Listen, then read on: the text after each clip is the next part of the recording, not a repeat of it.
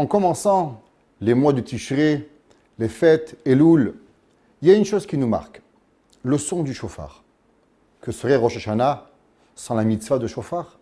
Tout le mois de Elul, on sonne le chauffard chez les Séfaradim durant les Selichot, chez les Ashkenazim à la fin de la Tefila.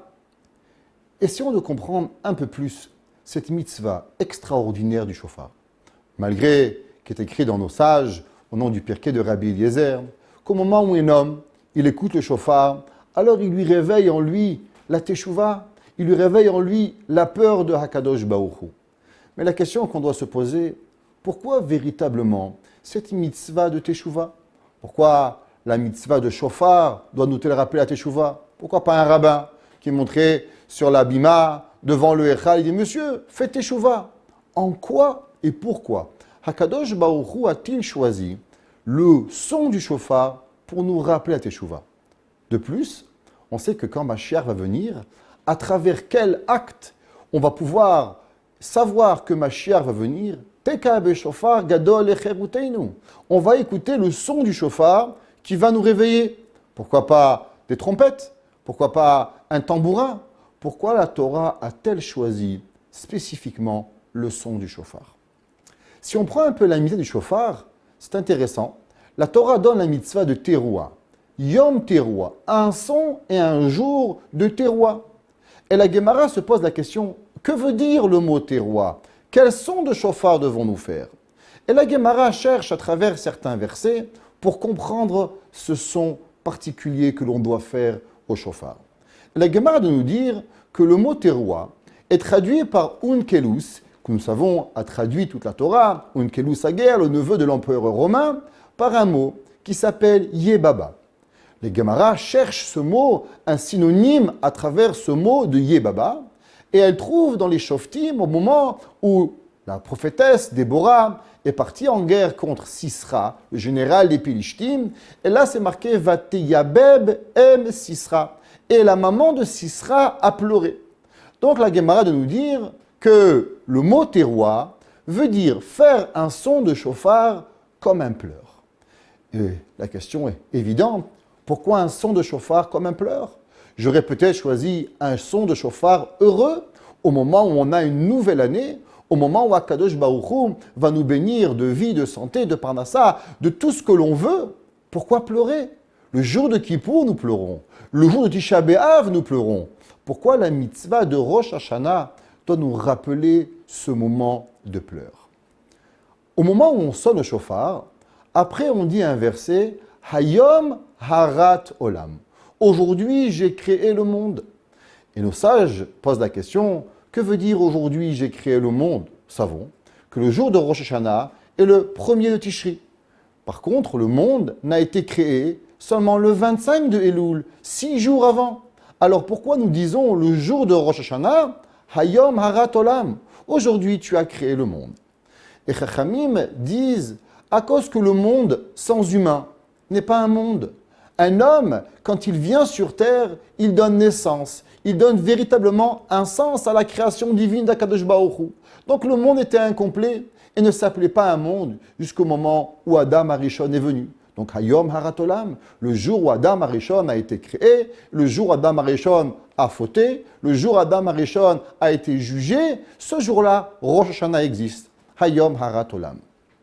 D'autres sages, entre autres, le Maor Vashemesh, Rav Kulunitz Epstein, un des grands maîtres de la Chassidoute, Talmid du Noam Elimelech, de nous dire que le mot Harat ne veut pas dire création, mais veut plutôt dire du mot Herayon, veut dire du mot de la naissance du monde. Et il explique. On se pose souvent la question, pourquoi le jour de Kippour, nous faisons des vidouïm? Nous demandons pardon à Dieu pendant 10 fois. 5 fois dans les prières à voix basse, 5 fois pendant que nous faisons les Selichot. En tout, nous demandons pardon à Dieu 10 fois durant le jour de Yom Kippourim. Et là, à Neila, après avoir demandé tant de fois pardon à Kadosh Baruch Hu, nous ouvrons les portes du Echal et nous pouvons prier. Dieu ouvre les portes du ciel. Allez-y, mes enfants. Demandez santé, prospérité, enfants, joie. Allez-y. Vous êtes des personnes, vous êtes des gens propres qui sont lavés de vos péchés. Vous avez le droit de demander. À l'inverse, à Rosh Hashanah, on ne demande pas pardon à Dieu. Et pourtant, on a des demandes. Kotvenu le Sefer Chaim, écris-nous dans la vie, donne-nous tes filets de Parnassa. Peut-être qu'il aurait fallu faire autrement, que Rosh Hashanah, on demande pardon à Akadosh Baruch Hu jusqu'à le jour de Kippour, et au jour de Kippour, là on pourrait commencer à demander. Comment se fait-il que durant le jour de Rosh Hashanah, on ne demande pas pardon à Akadosh Baruch Hu?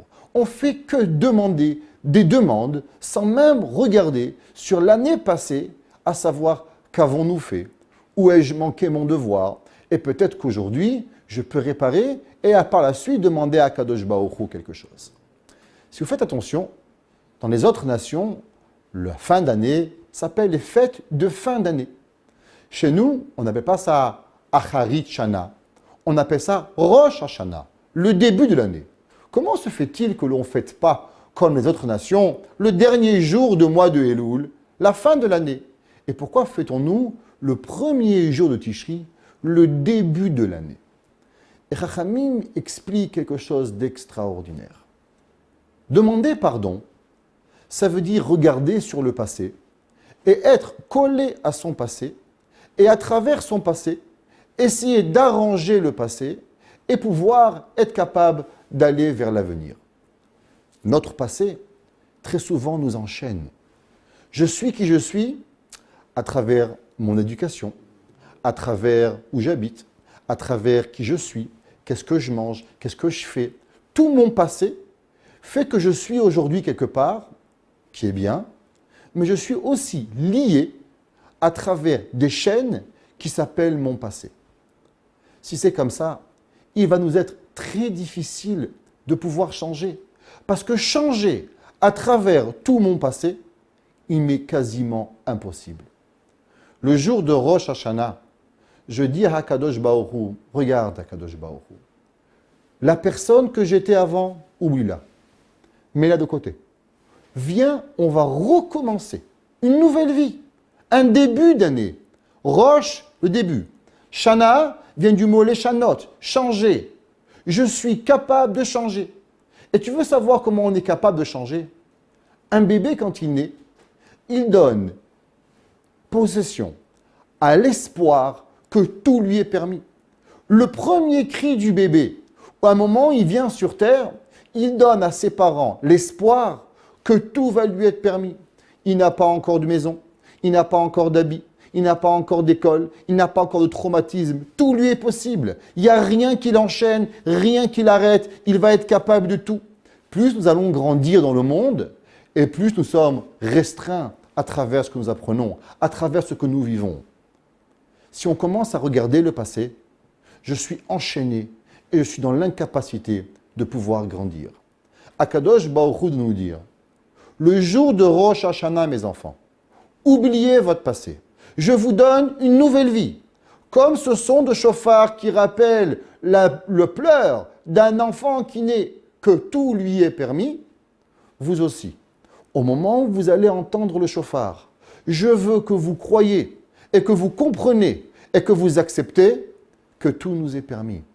Joie, santé, prospérité, capable d'accomplir tout ce que je veux. La seule personne qui pourrait m'en empêcher, c'est moi-même. Mais Hakadosh Baruch Hu me donne à chaque année le pouvoir de recommencer et à un tel niveau, c'est qu'il nous interdit même de regarder mon passé et de contempler mes péchés. Parce qu'au moment où je les contemple, alors je reste connecté avec mon passé.